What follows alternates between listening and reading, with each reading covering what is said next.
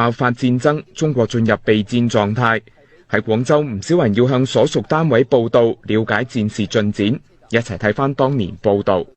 一啲剛剛由中國返港嘅旅客透露，中越邊界戰爭開始後，中國進入一級備戰，30歲以下嘅青年隨時會被徵召參軍。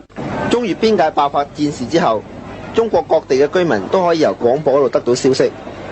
據一啲旅客話，喺廣州，居民都要向所屬嘅單位報到，同時喺工作之後要參加會議，聽取有關戰事嘅進展情況。基本上，廣州市同埋鄰近嘅縣城都好平靜。據一啲居民表示，呢次嘅軍事行動係適當嘅。不過大部分嘅人都相信，今次嘅戰事唔會發展到一次牽涉全國嘅大戰。但係亦有部分嘅居民勸喻由香港前往探親嘅香港居民係提前離開。幾位從廣州返港嘅旅客接受訪問。有一個安民大會就係18號晚嘅。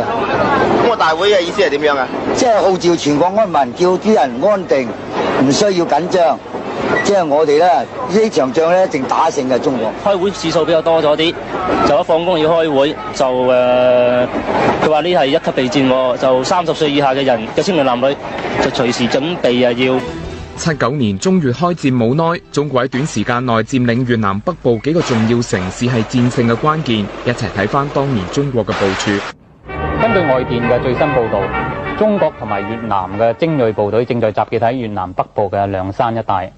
呢場戰事嘅進展係舉世矚目㗎，因為佢嘅結果可能影響咗全東南亞甚至全世界嘅局勢。喺時間同埋空間上咧，中國嘅估計咧，亦都係有佢嘅客觀嘅非常之細心嘅估計，因為正係呢個時候咧，喺時間同空間上咧，係有一個可能係打場短嘅，而且係勝利嘅戰爭。嗱，我哋首先睇睇呢個圖啦。咁呢兩條走廊係直指河內，咁喺兩條走廊之中咧，係連接老街呢一條咧係非常之狹窄，而且係可以話咧係呢個驚險重重嘅山區。但係連通呢個諒山呢度咧係比較開闊嘅河谷。咁如果係中國能夠喺諒山或者佔領諒山，就會直接威脅河內嘅，因為河內同埋諒山之間咧距離咧大概係60至70英里，咁而其中係無險可守嘅，比較係平。